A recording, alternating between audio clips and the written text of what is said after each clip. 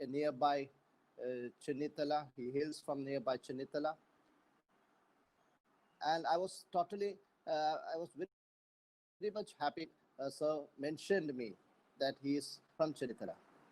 So, on behalf of the college and management, I wholeheartedly welcome Sir for this webinar, and all the teachers, faculty members, and students from other colleges who are participating, and all others who are across from the world who are participating in this webinar.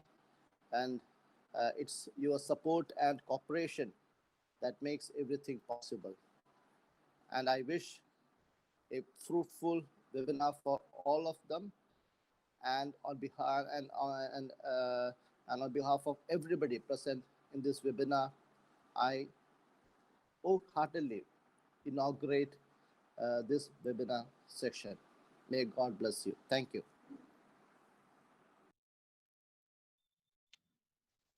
Thank you, Father. I invite our beloved Principal, Professor Dr. K.C. Mathai, sir, for his presidential address. Respected Reverend Father Thomas Puthamrambil, the Director of the College, respected Head of the Department of Commerce, Professor Dr. Abraham Bunus, today's key resource person, respected Mr. Vipin Thomas, respected faculty members from Marivenus College and other colleges, researchers, and dear participants. Indeed, we are proud to the various academic and co-curricular activities initiated and conducted by the Commerce Department.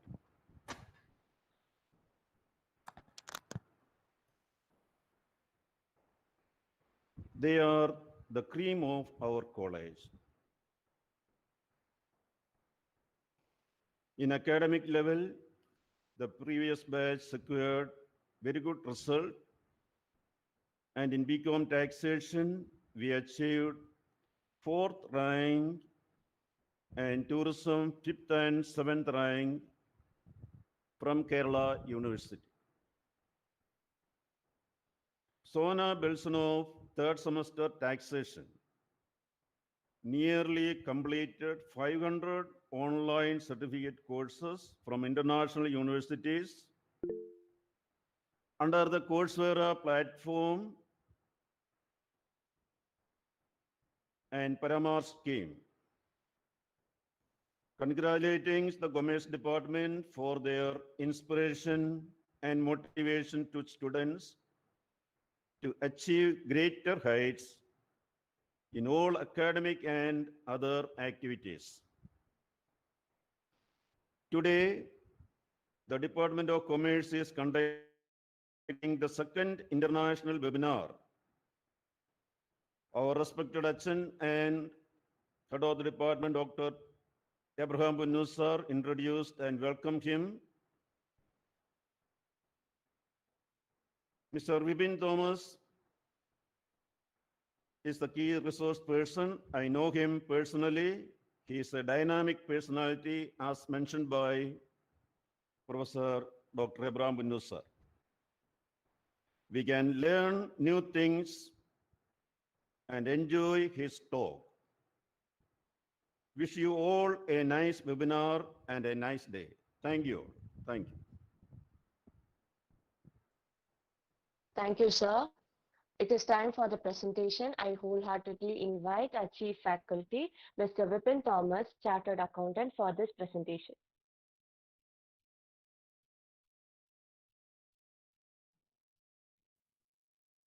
All right. Hi, everyone. Can you see me and hear me? Yes? Yes, Yes. yes. Yeah. Cool. Thank you. Thank you, Achan. Thank you, Mathai, sir. And thank you, Punnu, sir, my favorite, sir. And peace be with you, Thomas Achan, and everyone. So I think most of us are here without me seeing your faces, actually. So God has beautifully gifted each one of us, beautiful face. So can you all quickly turn on your cameras and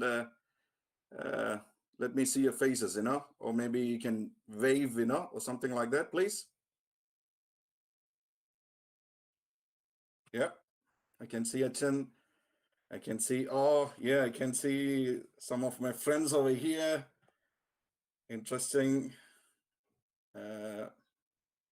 Yeah, yeah. All right. Thank you. Thanks for those people who have switched on their cameras, expecting more people to switch on their cameras. And you can basically say, wave or something like that. Yeah, thank you. Because I need this to be an interactive section rather than I'm not talking to, any missions or anything like that. Hence, I want to see your faces, All right. So before we basically start, what I would like you to do is, there might be some quizzes which we'll be doing at the same time when we are doing this webinar. Hence, I would like everyone, if you're using a mobile or if you're using a laptop or something, I would like you to jump into slido.com. It's slido.com. So it's slido.com. So just open that web and leave it there for the time being. I'm just going to switch my screen so I can present it. Can everyone see my screen?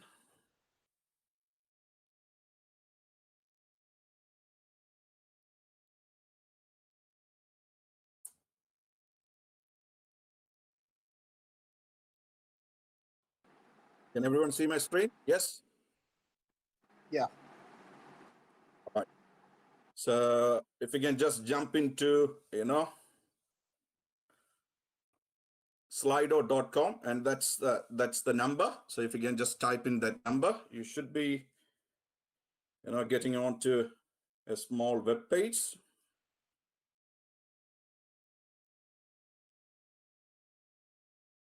Is everyone with me?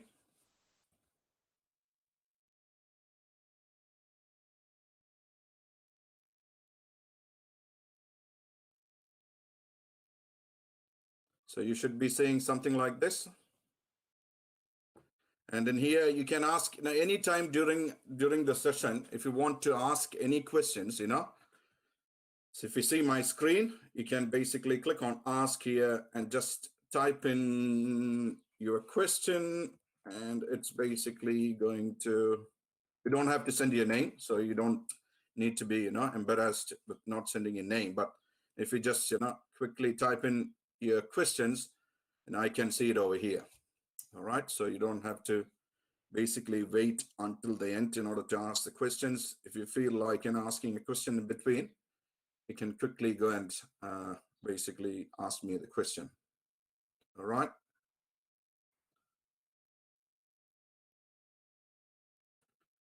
Is everyone in the screen, in the Slido screen? I hope everyone will be in the Slido screen.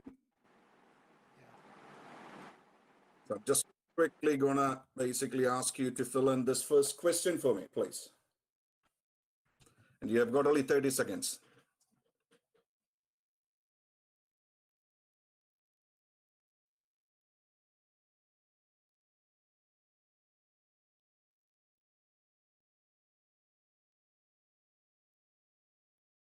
Your time is up. All right. Oh, it's only one person who has answered the right answer. Is that right? Yeah. Are you following me?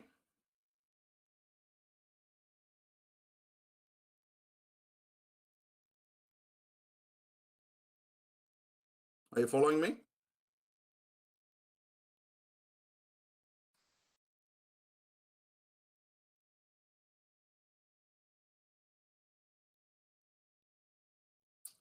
All right, let's start with the presentation now. All right. Punusar, can you hear me?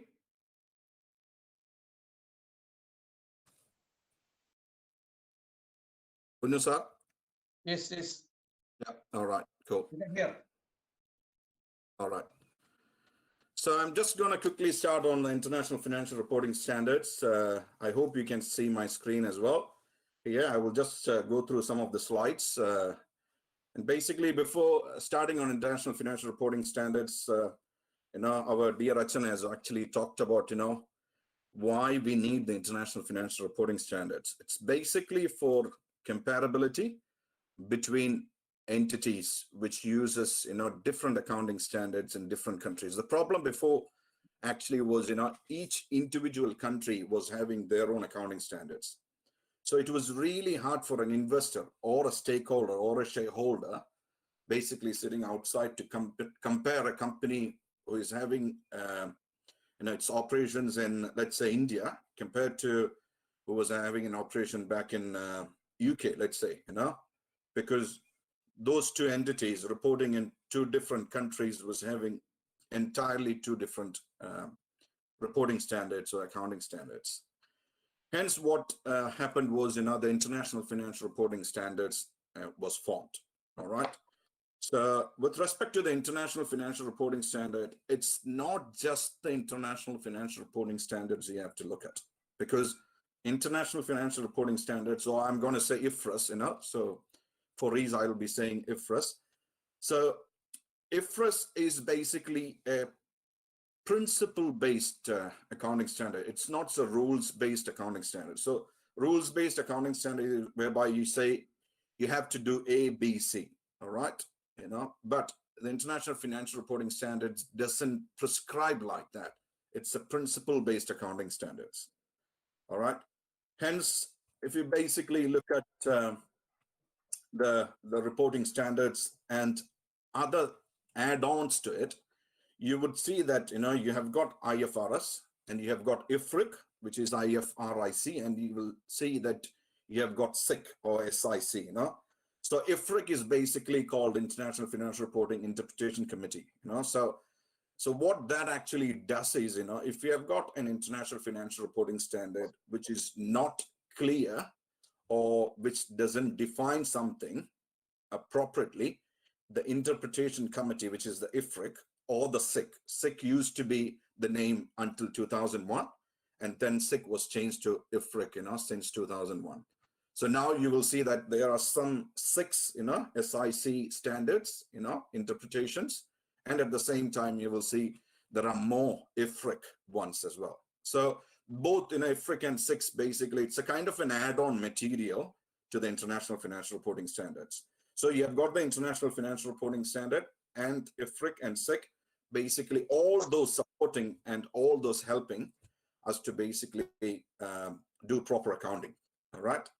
And then what I've basically mentioned over here is what do you call a conceptual framework for financial reporting. So that's the kind of, that sits at the top of the standards. That sets out the fundamental concepts of the financial reporting, and it also basically helps, companies to decide, which standards actually apply. So it is a framework as such, the framework, the conceptual framework actually guides the standard setters in order to do things, all right? And at the same time, it actually helps the users as well sometime to understand, what a transaction or a balance actually means. For example, if I say about, if you have received a payment, you're considering whether this should be a revenue or an asset, all right? Before you can actually decide on whether this revenue or asset relates to which accounting standard and which accounting standard should I go and basically, all right? This conceptual framework actually defines what an asset should be. It defines what a liability should be. It defines what an equity should be, an income or an expense, all right? So this is like an overall overarching thing, which basically sits on top of the International Financial Reporting Standards, or else in international accounting standards as well, which we'll basically, show on the next slides. All right. And at the same time, what the conceptual framework, actually tells you is, the qualitative and the quantitative aspects as well of financial reporting standards.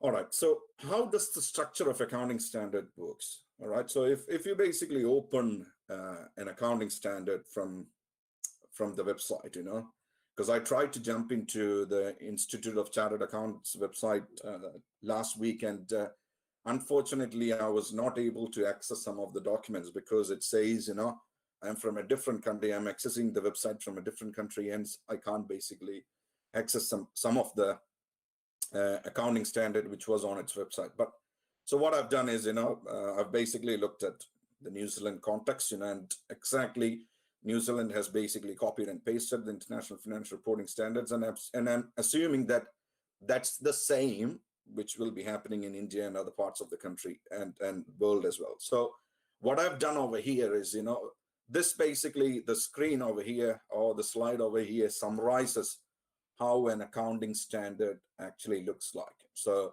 it will have an objective to start with. It will have a scope, the scope. So the most important thing whenever you basically, look into an accounting standard is you have to understand whether what you're looking for, whether it's within the scope of the standard. All right. For example, if you're looking into a property, plant and equipment as a fixed asset or something, if you jump into the accounting standard for it, you have to look at whether the particular transaction that you're looking in is within the scope of this accounting standard or not. If not, you will have to go and basically look into some other accounting standards.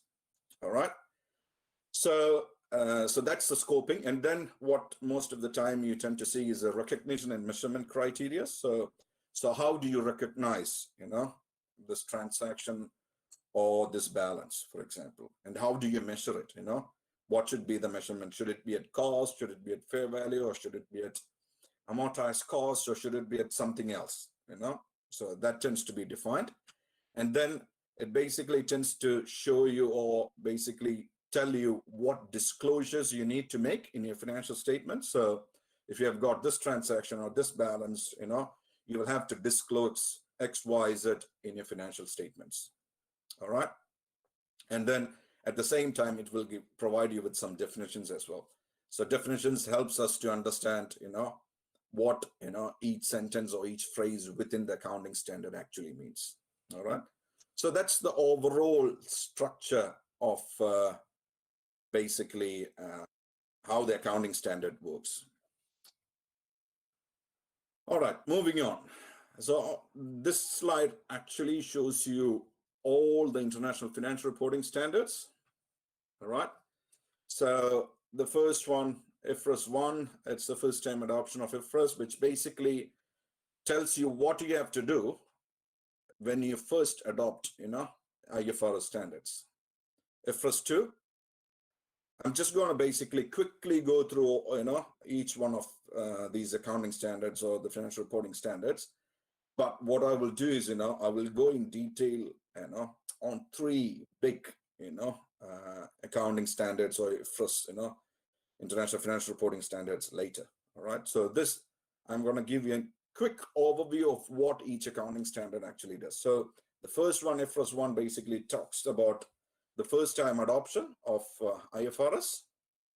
The second one basically talks about share-based payment. That actually means, for example, if you are an employee of a company and instead of you getting paid bonus in cash, the company might say, I'm going to basically provide you with some shares of the company. All right. If that's the case, there are some transactions and there are the agreements which the company and the employee tend to come into, which is being dealt in IFRS 2, share-based payments.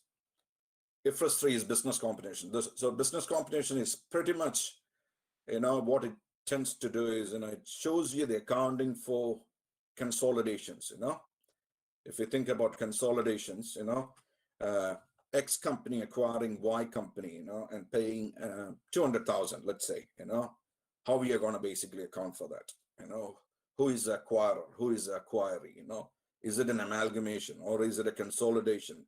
How do you deal with the minority interest or the non-controlling interest, So those kind of stuff, will be provided in detail in IFRS 3. All right, IFRS 5.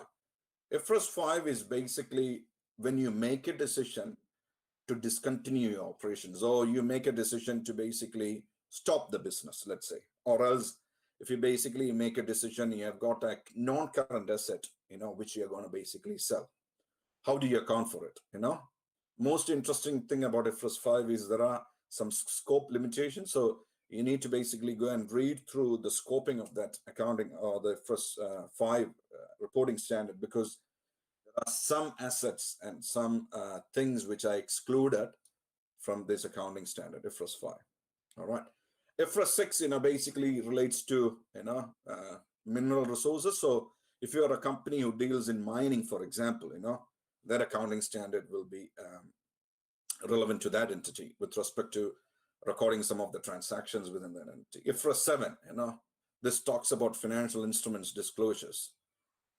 And financial instruments, it's one of the biggest subject or the biggest accounting standard, when you look at all the IFRS accounting standards. Because if you look at IFRS 9, IFRS 9 financial instruments, that's, I think that's almost probably 120 odd pages, just for IFRS 9. And I'm pretty sure IFRS 7 financial statements or financial instruments disclosures is pretty much, same sort of number of pages. It's one of the biggest, accounting standard or international financial reporting standard.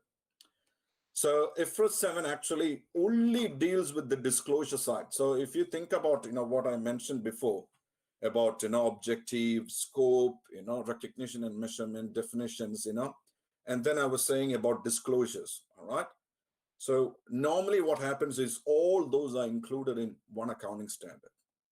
But because of the massiveness of financial instruments, what the International Accounting Standards Board has done is basically ended up with just one accounting standard or one IFRS just to deal with the disclosures in financial instruments. All right, and then IFRS 9 is financial instruments, which actually deals with everything else except for disclosures. Operating segments, which is IFRS 8, So IFRS 8 operating segments actually talks about, for example, if you have got different branches within the same entity, how do you basically report it? Or else if you have got different branches in different geographical locations within the country or outside the country, how would you basically disclose that? So that's being dealt in IFRS 8. IFRS 10 basically deals with consolidation. IFRS 11, so we'll have to basically look at those three accounting or IFRS standards together. So IFRS 10, IFRS 11, and IFRS 12. So those three basically deals with, to some extent, interest or basically investments in other entities, all right? So whether we have got a majority shareholding, how do you basically prepare your financials, or whether it's a joint control, three entities are jointly controlling, or if it's to do with how do you actually disclose, if you have got an interest in other entities. So those three, IFRS 10, 11, and 12 goes hand in hand, IFRS 13, another famous, financial reporting standard that purely deals with the fair value. So in your accounting, you will see that, previously we used to do a cost model, like, most of our accounts were dealt or accounted as cost. But given, the move towards the fair value, so fair value, what it actually means, you're recording something at what you will actually get as of today or as of the end of the financial reporting period. For example, if you have got a land and building, and your accounting year-end date is 31st of March or 31st of December or whatever it is. So what that accounting standard IFRS 13 deals with is how do you basically value your land and building at fair value? What are the criteria that you have to meet, or what should be taken into account when you actually value a fair value an asset?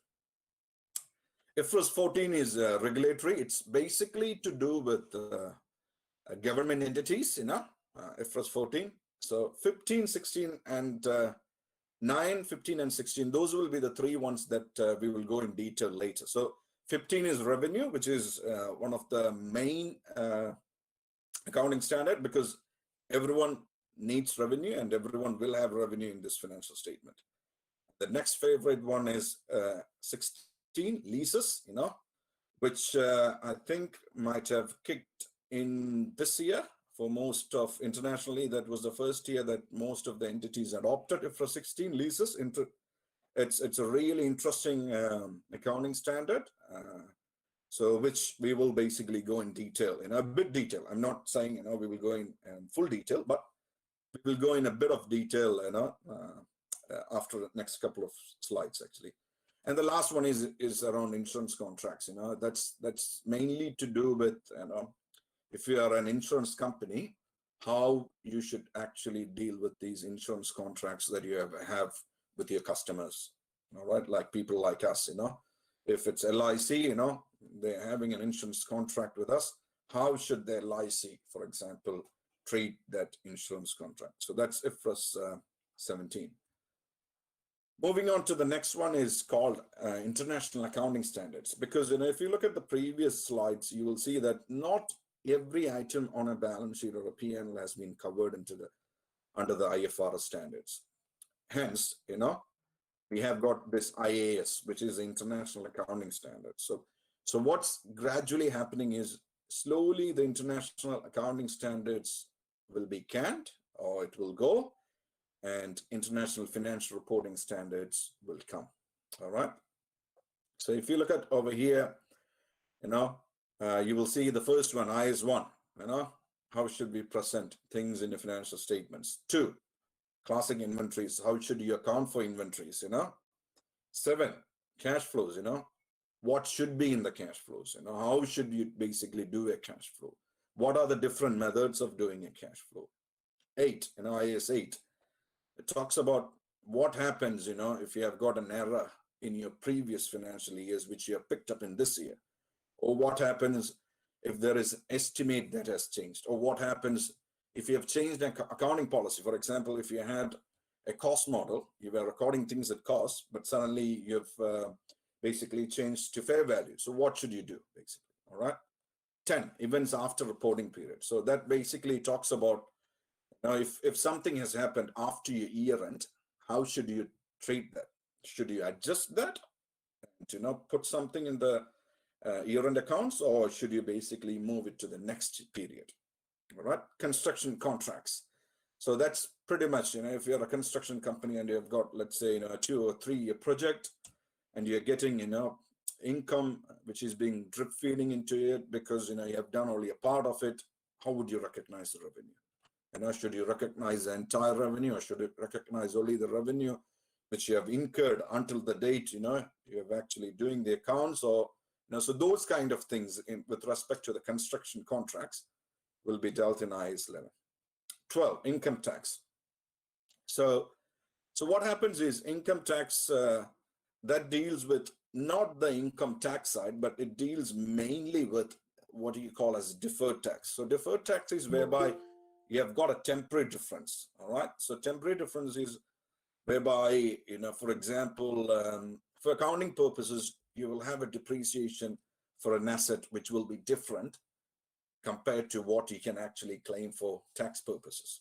All right, because tax people basically tends to say that you've got a longer life for an asset, but accounting people tend to say, hey, look, technology is moving, we don't actually see that we will end up with this asset, or some new assets will be coming, hence we will have to depreciate that. So income tax IAS 12 deals with, whenever there is a difference between tax treatment of an expense or an income or something else compared to tax treatment compared to the accounting treatment. So IAS 16, property, plant, and equipment, that purely deals with what and how to basically account for property, plant, equipment, pretty much your fixed assets in your books. But it's nothing to do with intangibles, only fixed assets. And it has got nothing to do with the agricultural as well, because agriculture is a separate accounting standard on its own. IAS 18 revenue, probably IAS 18 has been superseded by IFRS 15, which we might have seen on the previous slide. So sorry for basically repeating that over here. 19, employee benefits. That's purely to do with, how do you account for your wages or salary, or probably long service leave, provident fund, things like that. So provident fund and stuff will be basically mentioned in IAS 26. If you look over here, it says about accounting benefit plans and reporting by retirement benefit plans. That deals with, provident fund and stuff like that. So IAS 20 is government grants. So yeah, again, if you end up getting a government grant from in order to do an invention or in order to do something, how would you treat that? Do you have a clause to give it back? If you don't use it, what you should do? So those kind of stuff. And effects of changes in the foreign exchange rates. All right. So that actually deals with the foreign exchange. So if you're an entity who deals with different foreign currencies, how would you treat? How would you treat the transactions? How would you treat if you have got a balance which is in a foreign currency? If you have got an asset, for example, if you've got a receivable in US dollars, or if you've got a receivable in euro, let's say, how would you treat that, right? So that's being dealt in IAS 21. Borrowing costs, it basically says if you've borrowed something, all right, how would you basically treat that interest expense, all right? Related party, pretty much, if you have related and related party, it's a vast definition. So, and it includes, key people, directors, senior management, and even their spouses, their children. All those are actually treated as a related party. And if there is any transactions by the entity with related parties, how would you disclose that in the account? So you have to disclose it. You can't basically leave it. All right. 26 we have mentioned. 27 and 28, it is aligned with what we just mentioned in the previous slide, which was around IFRS 10, which was around the consolidations. All right. And IAS 29 talks about hyperinflationary economies. That basically talks about if you have got, if you're in a country where your foreign exchange, or if your currency is fluctuating, fluctuating really fast, and how would you basically account for those kind of, assets or transactions? All right. 32, it is, how would you present your financial instrument? 33, earnings per share, how would you basically calculate your earnings per share? Interim reporting. 34, which basically talks about how would you report during the period. For example, if you have got a 12-month, so if your year starts on the 1st of Jan and if your accounting period ends on the 31st of December, interim reporting means, sometimes as per the stock exchange rules, you might have to do a 6-monthly accounts. All right. So how would you do that 6-monthly accounts, or what are the things that you have to disclose in your 6-monthly accounts? All right. That's being dealt in 34. 36, the famous, impairment one, which actually tends to talk about, how would you, basically assess the impairment of assets in your books.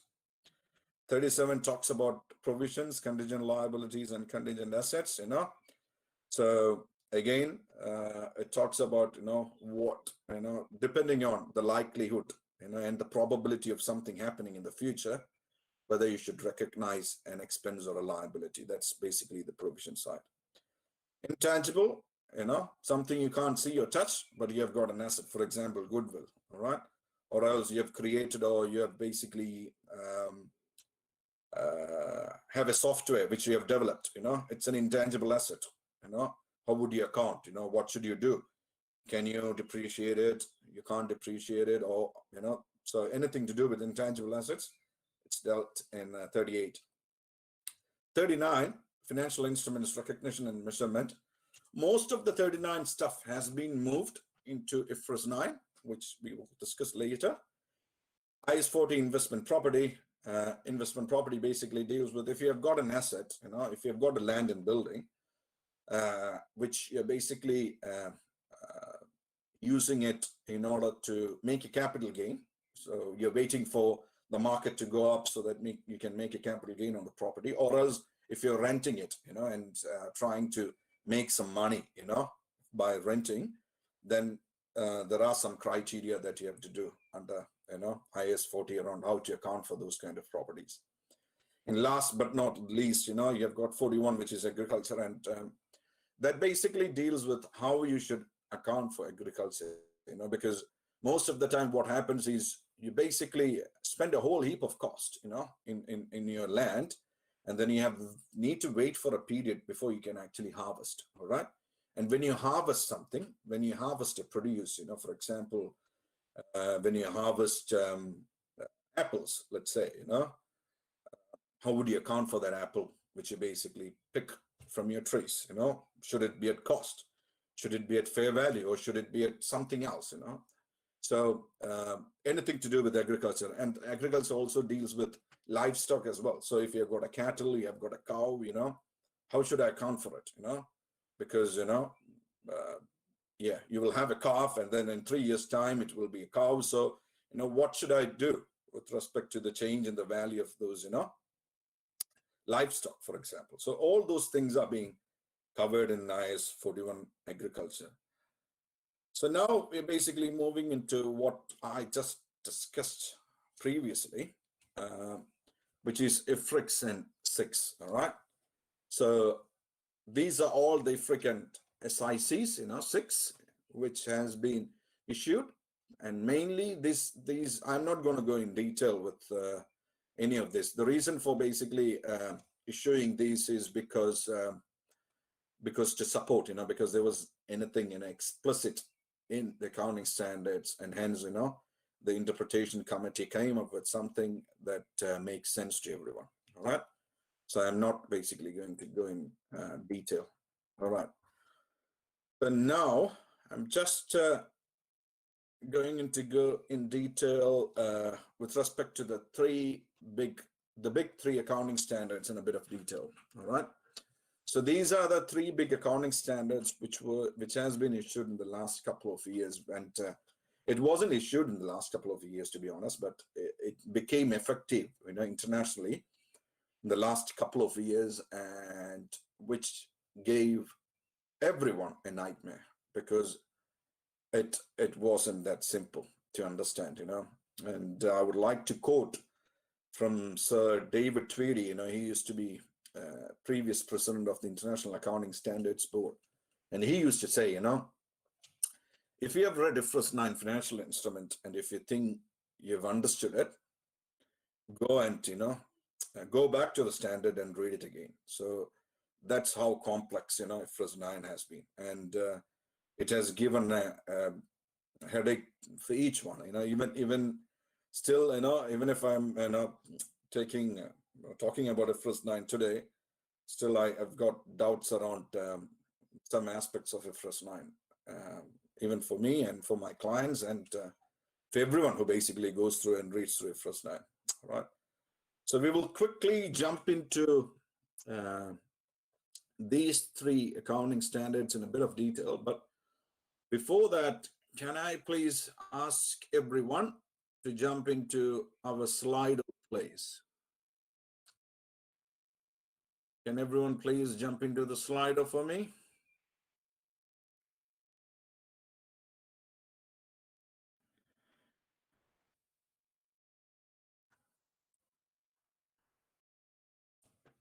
Is everyone in Slido? Join Slido at slido.com and use the code 56075. All right. Is everyone? I can't see because I'm screening my, sharing my screen. Sorry, I can't see whether everyone is getting on to here or not. So if you're in that screen, do you mind basically answering this question for me, please? Who is the father of Indian accounting? You have got 15 seconds. Who is the father of Indian accounting? 4, 3, 2, 1, 0. Beautiful. Great job. 3. Oh, I'm really proud of Sri Gopal. Who was that 57% of people who ended up selecting Gopal Das? It was actually Kalyan Subramanya Iyer. All right. He's called, he's the father of Indian accounting. And I'm going to basically ask the next one as well.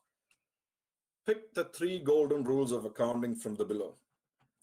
Most of us are really great in debits and credits, hence I want to check, how many of you are going to basically pick the right answer. So you can pick it, you have to pick 3, not just pick 1. Make sure that you pick 3. 4 seconds, 3, 2, 1, 0. All right. And the right answer was, there's a couple of people, Punusa, there is a couple of people who has, picked some wrong stuff over here. Probably, yeah, we will have to look into these, individuals. I'm not sure who those individuals are. All right. Great. Thanks for that. And with that, we will just move into the next slide, which is the 3 big accounting standards. All right. We will start with the first 50. So revenue from contracts with customers. All right. So what that basically says is there is a 5-step, for recognizing any revenue. That's what this new standard says. The first step is basically identifying the contract. So every time you will be having a contract with the customer. So if you're the company, always, you have a contract. It could be either written or oral, or it could be customary as well. All right. So there are 3 different types of contracts, oral, written, or customary.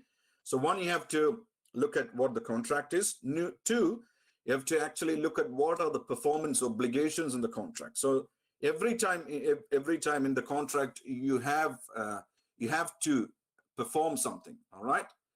So the seller has to perform something to the buyer. All right. And depending on that, we will basically decide on what the performance obligations are.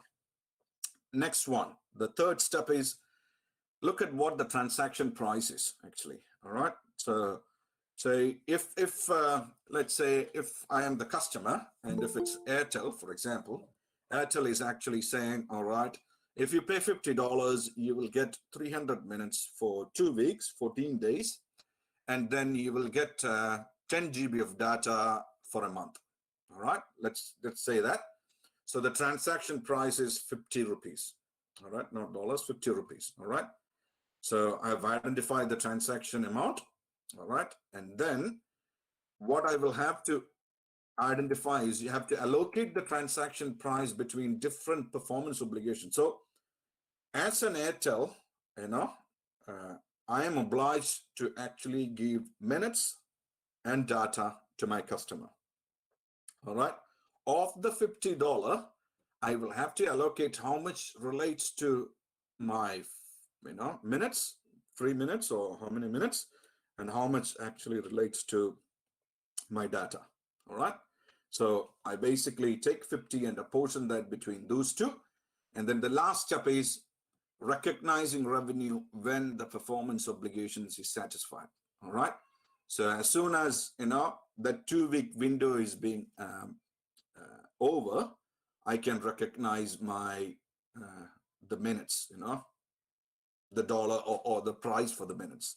But I will have to wait until the end of 30 days before I can actually recognize the revenue for the data. All right, the GB.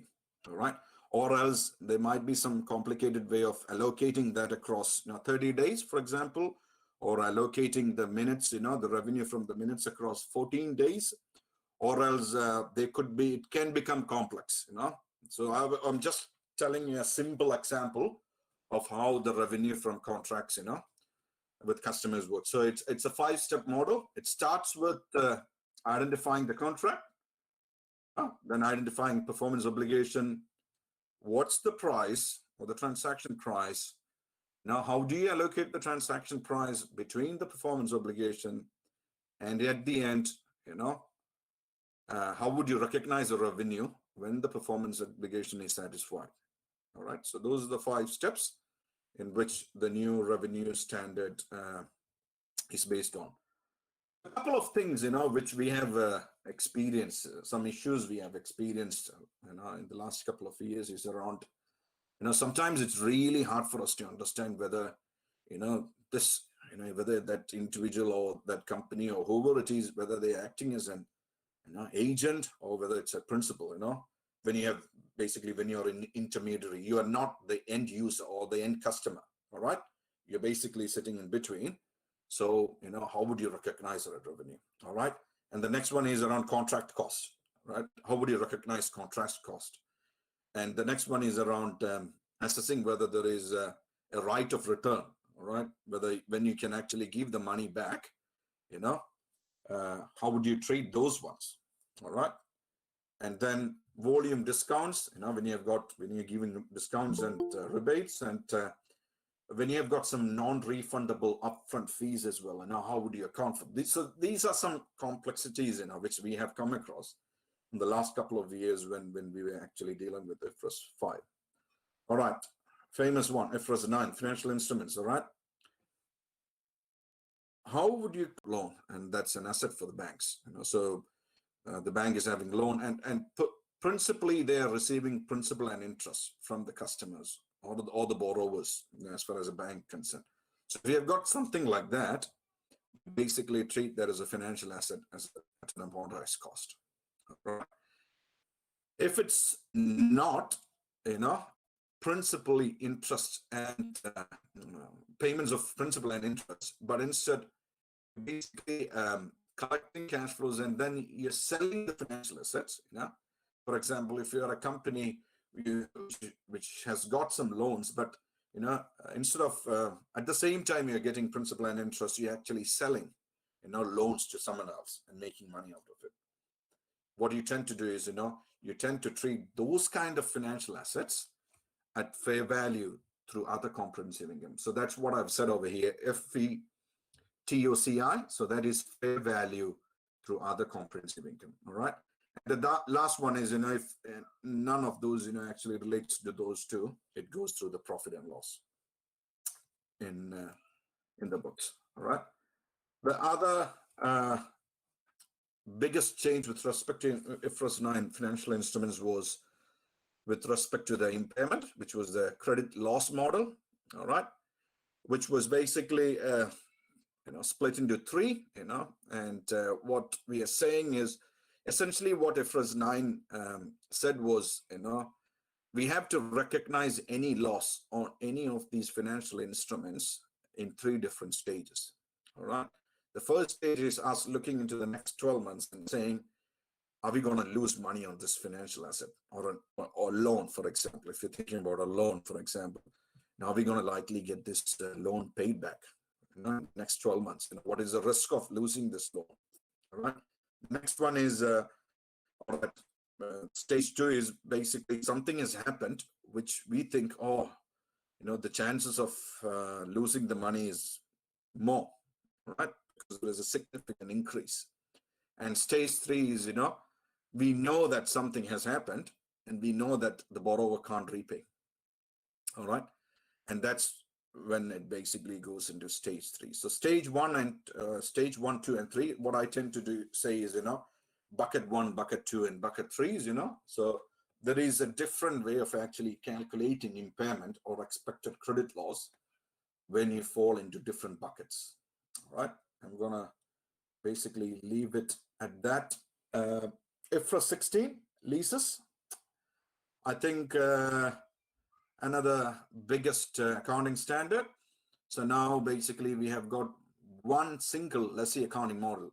So previously we used to have operating leases and finance leases. Now what this new standard says is, the finance leases, if you recall, the finance lease, you will have an asset and a liability in your books. So and operating is, you never used to have an asset and a liability in the books, basically, all right? But what this new lease standard tends to do is, it's asking everyone to actually show the asset and the liability, even if it's an operating or a finance lease. It doesn't matter. You will have to actually show asset, which is the right of use asset, and then you have to actually use and show the corresponding lease liability as well, which is your obligation to pay the money back. All right. And quickly, on a high level, what's the entry? You will debit your asset. Now you're creating asset. You will create an equity adjustment because you have never done this. For example, if this is the first year that you're doing it, you might have to adjust, your equity, and the credit basically goes to the lease liability. All right. That's at the time when you transition to IFRS 16 leases in accounting standard. And for subsequent treatments, after that, after the first year, what you tend to do is, what you end up getting in your P&L is you will have an interest expense because you're actually paying off your loan, which is a lease liability. You will have a depreciation because you have got an asset of right of use asset. All right. You will have a depreciation. And then there will be a lease liability, which is being decreased because you're actually paying the money, every month or every quarter or whatever it is. And then you will have a decrease in the right of use asset as well because, you're actually depreciating that asset. All right. What I would like you to do again is, please, can everyone jump into our Slido, please? This is going to be the last question for the day. All right. So if we can quickly jump into Slido again, please, because I know that I've got some friends over here who's doing the final year, and I would like them to get a quick feedback on what they would like to pursue in the future. All right, just for me, to see, So here's the question: of the below courses, what would you like to do in future? You can pick one, or if you whatever would you like to do in your future. All right.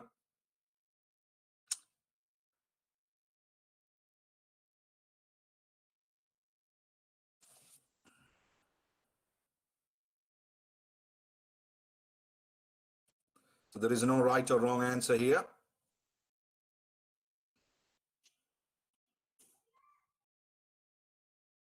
All right. So I've got only, of the 10 people who have answered, I've got only one person who is interested in becoming a chartered accountant. I've got 4 people who is interested in doing a master's.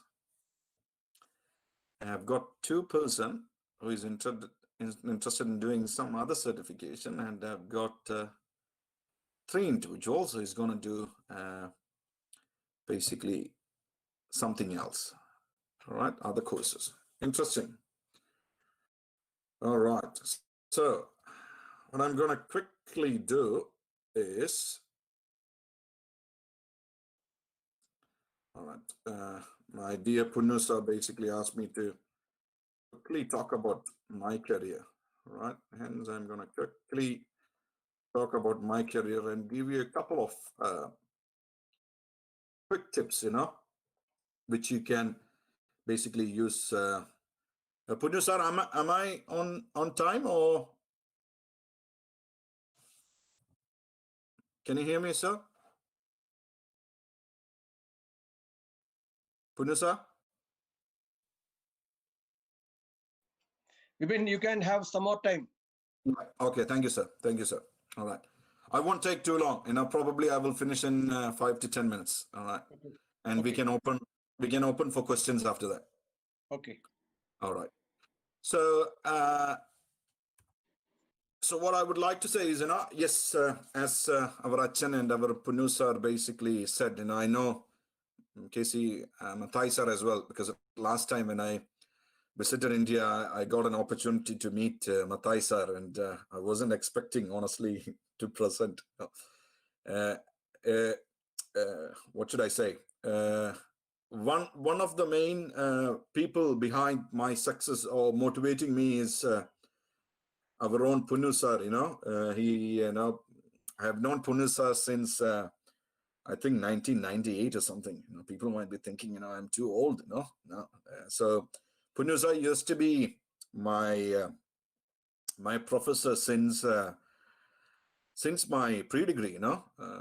So he was my professor until I passed out back in 2003 from my degree, and then after that I went to, so when I was doing the degree, I was actually doing my CA as well, but by God's grace, I ended up getting the foundation, but I didn't discontinue for some reason. Instead, I pursued my degree. The best time ever in your life. I always tend to think, probably the degree courses, should extend from 3 to 5 years, because that was the best time in your life. Anyway, so I didn't do my CA, but again, I did my foundation and I was eager to do my CA. Since then, ended up doing my MBA in finance, and that was from UK. Actually, I went to UK back in 2004 after my degree.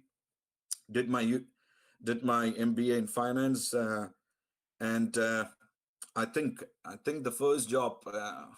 I'm not trying to say something to demotivate you, anything like this. The first job which I ended up doing was, basically in a construction site,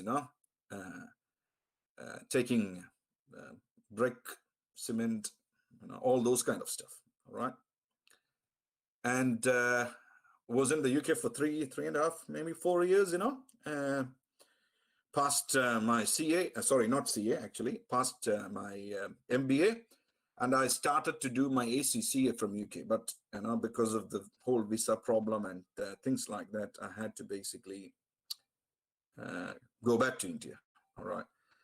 And then came back to India back in 2008, Again, all these years, I had this eager to do the CA. Every time in my mind, I had this vigor to do the CA, but I was not getting the opportunity. Then I basically ended up doing a graduate course.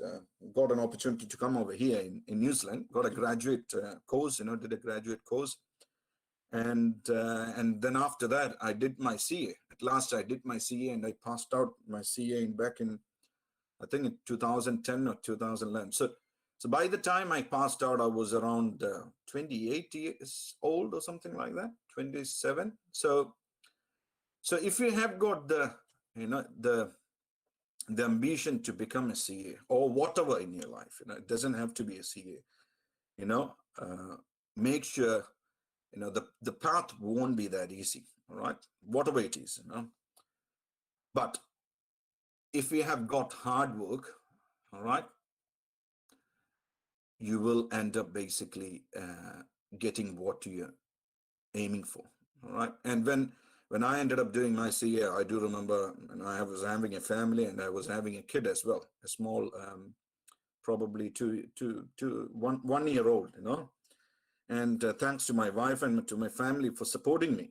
All right. So the first thing is hard work. All right.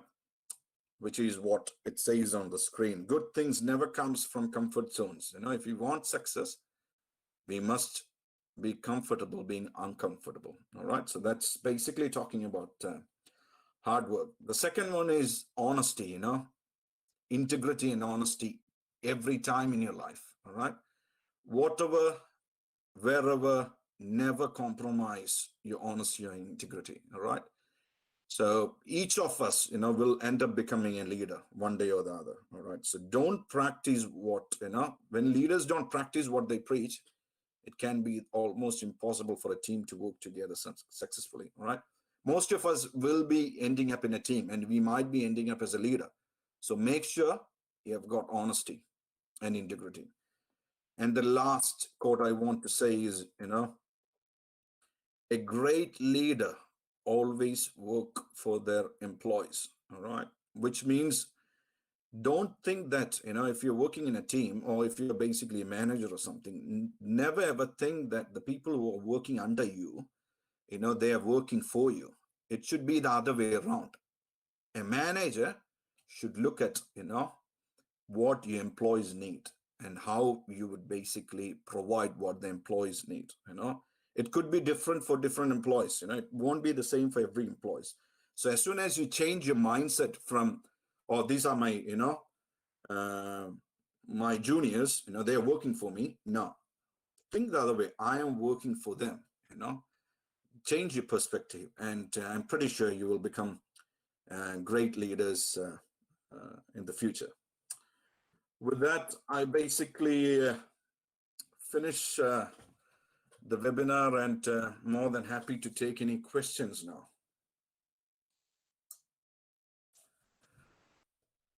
Thank you, sir. This is the time for discussion and the question and answer session. Participants are now are requested to ask their questions.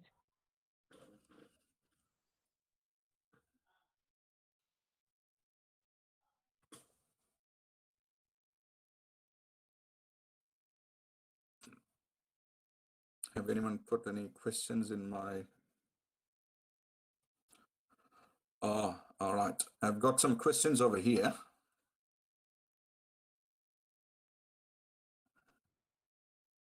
Can everyone see my screen?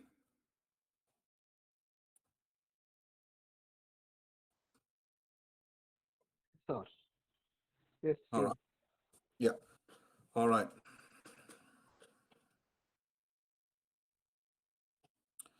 All right. So I'll basically start with the first one. All right, here. Financial instrument disclosure contains its own financial standard, but what difference does it hold from that of a non-current assets discontinued operation? All right. So financial instrument standards, actually deals with only with the financial instruments. All right. Financial instruments is a financial asset or a liability. All right. It doesn't deal with non-current assets. So non-current assets, most of the time, the non-current assets are actually fixed assets. All right. So the fixed assets or non-current assets, those are being dealt only in IFRS 5, which is non-current assets held for sale, or discontinued operation. Discontinued operation is whereby actually, the entire operation will be discontinued, so it's nothing to do with a financial instrument. All right. I hope I have answered that question. Does IFRS differ between countries? I don't think IFRS differ between countries. There might be some exceptions. For example, some countries have called something called reduced disclosures. All right. The problem with the IFRS is basically the IFRS has got a whole heap of disclosures, and sometimes people tend to say is the cost benefit analysis of some of these disclosures needs to be questioned. All right. Hence, what some countries have actually done is they've reduced some of the disclosures. They haven't changed the accounting, they haven't changed the recognition, they haven't changed the measurement criteria, anything like that. Instead, what they have done is they have reduced some disclosures. So, for example, in New Zealand, what we have called is a reduced disclosure regime. All right. So what we tend to do is, we have got big listed companies which need to fully comply with the IFRS because, you have got investors from different countries, so they can actually use it not to compare. But then you have got some other small entities, which we tend to say is tier 2. So that's the next level down, right? Which could be private companies or something like that. And those companies don't have to actually show all the disclosures. They have to show some disclosures, all right? But the accounting, which means the recognition, the measurement, all those bits will be exactly the same. But what it does is it will have less number of pages. For example, a full IFRS financial statement might have 100 pages, but an IFRS RDR is a reduced disclosure regime, that might have only got, let's say, 60 pages. All right. So yes, some countries do, but Efra's, on its own, like, the accounting and the recognition and the measurement, I don't think, personally, I don't think. And again, New Zealand doesn't have any kind of exceptions. But what we do have is we have got Efra's only for profit entities. So if you're a profit-making entity, you have to comply with Efra's. If you're a public entity, all right, for example, governments, not-for-profits, charity or something, we have got a different set of accounting, which is called IPSAS, or it's International Public Sector Accounting Standards. All right, that's a different set of standards. All right, I hope I have made that clear. Yourself when able to access the standard of a country because you were allegedly abroad, thus saying that one country hides their. Yeah, great comment. I think that could be right because, again, I went and looked at the ICA website and it said to me that I can't actually access, those accounting standards. What I was trying to do was look into whether it was exactly the same or not, whether there was any changes between what we had in New Zealand compared to what we had in India as well. All right, so next one, but won't it be more beneficial if one prominent standard of one country share their standard to another for global economic growth? Absolutely, you're right. That's what International Financial Reporting Standard is basically trying to do. So we have got an International Accounting Standards Board, which is IASB, all right, which basically are the IFRS standard setters. So what they are doing is when they actually issue the IFRS standards, what they actually tend to do is tend to use a principle-based. That's what I was saying before. It is a principle-based standard, not a rules-based. So it has got its own principles, which you could apply in different situations in different countries. So you don't have to basically have 20 or 30 people working in every country in order to come up with an accounting standard. Instead, you basically stick with what the IFRS standards are, and then depending on something, you use the principles within the IFRS standards in order to basically do an accounting in individual countries. I definitely agree. It would be beneficial rather than every country coming up with their own international financial reporting standards. If it was done globally, and it would be beneficial for someone like, for an investor, for example, like me, if I want to invest it back in India, and if I know the IFRS standards are being used, it makes much more sense to me, when looking at their set of accounts. How is IFRS different from GAAP, American standard? Good question. I think it used to be different, like vastly different, I think. Again, don't quote me on this. But I think what has happened in recent years is basically the US GAAP, I think it's called Securities Exchange Commission or something, SEC or something like that. So the US GAAP standards and the IFRS standards are basically coming together. All right. So they are decreasing the gap between both the countries, And a classic example of that was, I think the IFRS 9 accounting standard, and I think IFRS 16 as well, the leases standard, those two standards were actually done together. Like, it was a collaboration between the US GAAP standard setters and the IFRS standard setters. So yes, there are differences, but I think, there is a lot of talks which is happening for both these, big standard setters, IFRS standard setter and US GAAP standard setters to converge, and to come up with the same or similar accounting standards. And what I've heard again is, again, don't quote me on this. What I've heard is US GAAP standards are a bit more rule-based, not principle-based. But correct me if I'm wrong, if someone else has got more information about that. All right. What is the reason for operating leases to be capitalized under IFRS 16? Good question. I think what has happened, again, this is, and I'm going to quote from Sir David Tweedy. He used to be the previous president, I think so. And he used to say always, I would love to see, an aeroplane or in the books of, for example, Air New Zealand, Because what used to happen was in all these airline companies used to have this planes, aircrafts, which they used to lease. And they used to lease for 5 years or something, all right? And because they used to lease for 5 years, and it's an operating lease, it never used to be in their balance sheet or statement of financial position. It always used to be an off-balance sheet treatment as an operating lease commitment, all right?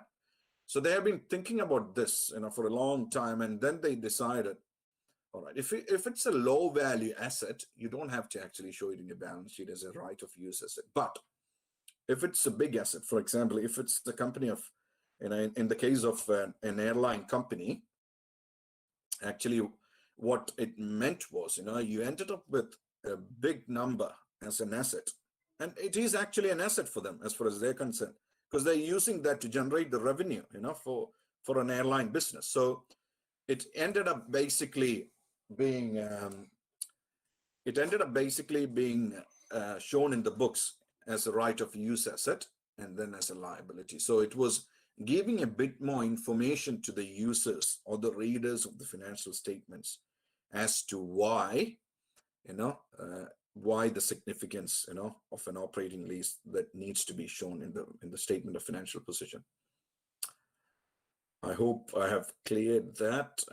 And again, that's why, if you recall my slides, and I've put an aeroplane in one of the slides, and that was to talk about it, basically saying that, for most of the airline companies, those aircrafts are never ever shown in their balance sheet because they are only leasing it, they're not buying it. But with the introduction of IFRS 16 leases, now we have got an asset in your books, and you have got a liability as well, which you have to pay across 5 or 10 years. And because you have got an asset, you have to impair the asset as well, depending on whether you're making profit, you're gaining, or making money out of these airlines or not, or, so that was that response to that. Are foreign private companies able to alter their standard for that of the standard of the company they are on? Yeah. So it depends. Again, it depends about, depends on actually the rules and regulations of all those individual countries, Like in New Zealand, for example, if I say in New Zealand, we have got only two set of standards for private companies. Either you have to use the income tax rules in order to come up with a set of accounts, and you have to comply with their rules and regulations, all right? Or else you have to use it for IFRS. That's it. You can't use whatever accounting standards you want to use, all right? And it depends on each individual country. So it depends on the rules and regulations of each individual country around, whether they are able to alter their standards, in order to fit the standard of the country.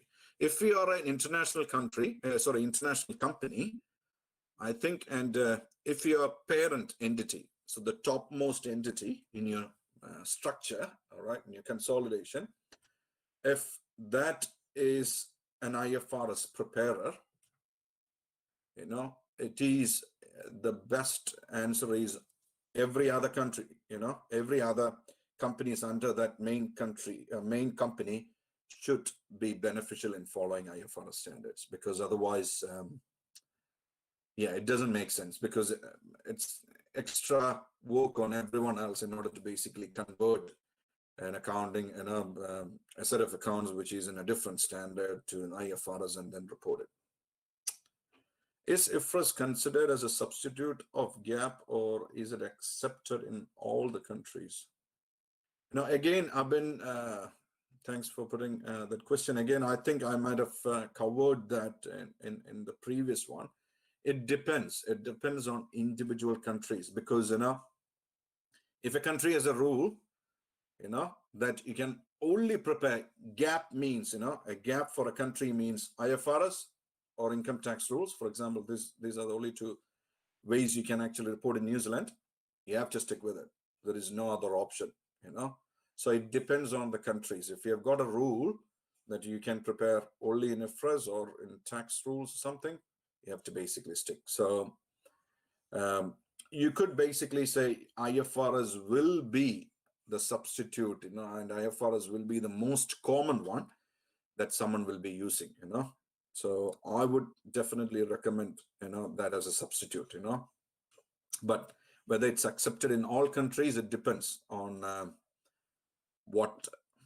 rules and regulations of other countries and which countries have actually followed IFRS, you know, standards.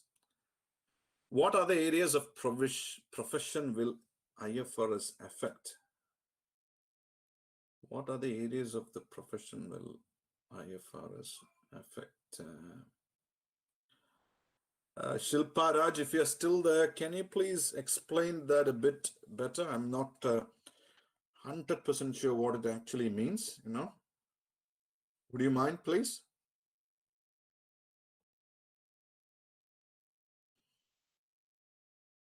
Shilpa Raj, you know, you have asked a question, what are the areas of the profession will IFRS affect, you know? I'm not 100% sure about that question. Are you thinking about, you know, whether it will give more opportunities for individuals, or whether it creates more headache for individuals, or so again, you know, if you want, you know, to ask a question, definitely flick an email to Abraham Punnusar, you know, and he will be more than happy to basically send that across to me, because I'm not 100% sure about that question. All right. So the last one, whether IFRS adopted companies have any impact in stock exchange? Definitely, you know. IFRS adopted companies will have an impact in the stock exchange, because, you know, because what it actually does is, you know, it gives the investors a bit more perspective, you know, because if I, for example, if I am an investor who is in New Zealand, you know, and I've got money to invest, all right, and if I've got a company in India, and I've got basically a financial advisor over here, and because India is using a different accounting standard, I'm just using an example, India is using a different accounting standard, you know, how can my financial advisor advise me on something which he doesn't know? If it was IFRS accounts, then he could actually basically say, yes, you know, these are IFRS set of accounts, hence, you know, we should basically put the money in this, you know, or invest in these companies, right? So that's why, you know, yes, definitely it will have an impact in the stock exchange, because there will be a lot of things that you will have to change, you know, with respect to accounting for at cost, at fair value, impair your assets. Are you going to likely get this asset? And all those questions comes, you know, with respect to IFRS set of accounts, because it's principle based, you know, there is a lot of estimates and there is a lot of judgments which is being involved in order to account for some of those transactions and balances as well. All right, and there is a lot of assumptions that goes into IFRS set of accounts. All right. Does the standard update or evolve yearly or from time to time? Yes, it will, you know, it will update and it will evolve, you know, from time to time, depending on what's coming up, you know, what are the new issues that's being, you know, that's being faced, you know, by the new companies, you know, basically, you know, probably we will end up with more accounting standards on, you know, goodwill, for example. You know, we might end up with something. There is currently an exposure draft, you know, for goodwill with the International Accounting Standards Board, and there might be new standards on now how to treat climate change, you know, because that's another thing which is coming up, and how to account for something else. So it evolves, you know. I don't know whether it's, I don't think it's yearly, but definitely it evolves all the time. And the last one is, what was the biggest impact of COVID on financial reporting? Thanks, Sanaka. The biggest impact, as far as I was concerned, was around, you know, IFRS 9 financial instruments, which I just mentioned about. There's 3 stages of, you know, impairment, right? Expected credit loss, you know, There is a lot of estimate. There is a lot of judgment involved, which assets fall into which buckets. And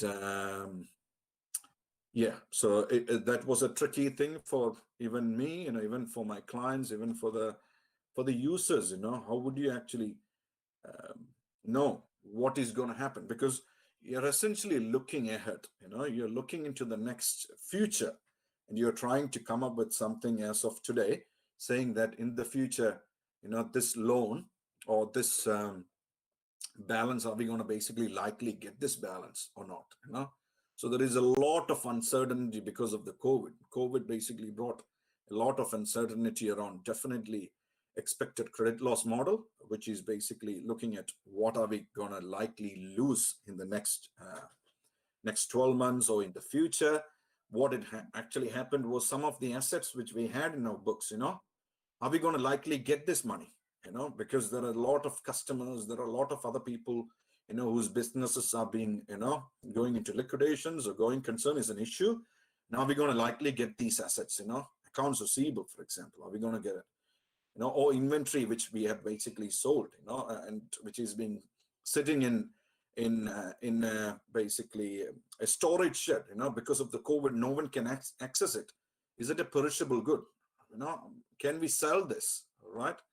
Is some of the values, so let's say if we have got an investment property, and if you're basically accounting some of the assets at fair value, because there is no transactions, because of the COVID, no transactions are happening in the market. It's really hard to understand what is the value. Fair value is actually means, what to, a buyer and a seller in a normal market environment actually buys and sells. All right. So it needs to be a normal environment. But because of the COVID, when transactions happening, which means, when we ended up seeing valuation reports for different things, every time the valuer was saying, we don't know what the value is because we can't put, a figure next to it because the market is buoyant, right? The market is not stable. So that was the biggest impact. And one of the biggest impact, what we ended up seeing was, because we are auditing these entities, we have to look into, are these entities going to survive the next 12 months, right? And it was some hard conversations that we had to have with entities, trying, pressurizing them to provide us with enough evidence for us to say that, yes, this company will survive the next 12 months because of the COVID, right? So those are some of the biggest impacts, Then on top of that, I think Efra 16, when it came to the leases, some of these, landlords were giving, holidays, or rent-free periods, How would you treat that? Because it's a rent-free period and you've got a lease liability here. Does that alter your right of use asset,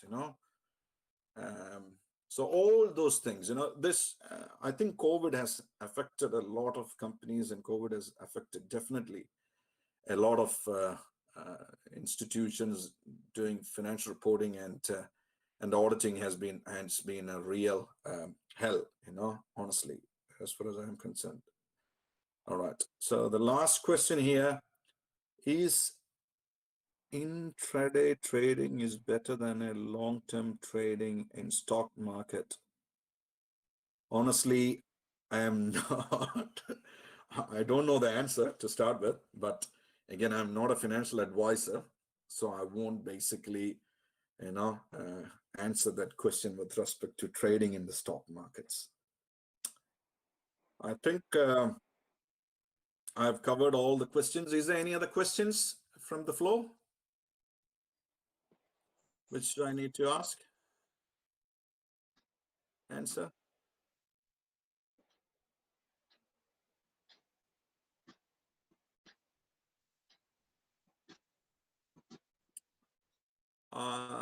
If there is no questions, probably, is there any questions that I should be expecting? So I think just to says, no more questions. Thanks. Thank you, Justo.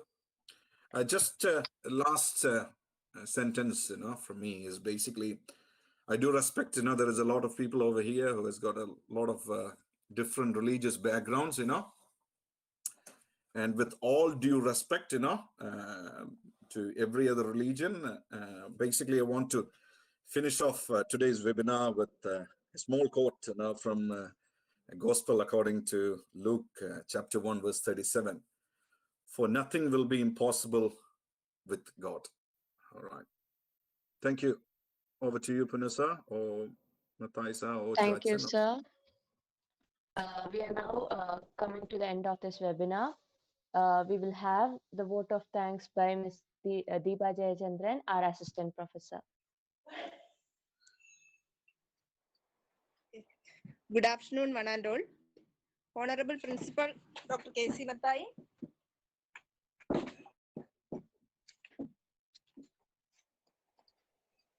Reverend Father Thomas Puthanparambil, our beloved HOD Dr. Abraham Punnus, our most valued speaker of the day, Mr. Vipin Thomas, faculty members, and dear participants. It's my privilege to have been asked to propose a vote of thanks on this occasion. First of all, I would like to propose hearty vote of thanks to Reverend Father Thomas Puthanparambil, backbone of our institution, for his immense support and motivation. I would also like to express my profound gratitude to our principal, Dr. K.C. Mathai, for his guidance and presence in this seminar. Next, on behalf of Marivanios College of Arts and Science and all participants over here, I would like to thank our distinguished speaker, Mr. Vipin Thomas, for a wonderful, lively and informative session. Thank you. Thank you very much, sir, for sharing your knowledge and practical experience in the field of accounting with us. I sincerely believe that your inspiring words will definitely encourage our students and participants to aim high and hard work for its achievement. Thank you, sir. Fine. I would like to express my gratitude to all the faculty members for their presence and cooperation. I would also like to thank our beloved HOD, Punnu sir, for arranging such a wonderful webinar for us. Finally, the participants from our college, other colleges in and outside Kerala, participants from abroad, thank you so much for your valuable presence and cooperation. Once again, I thank all for your cordial cooperation. Thank you.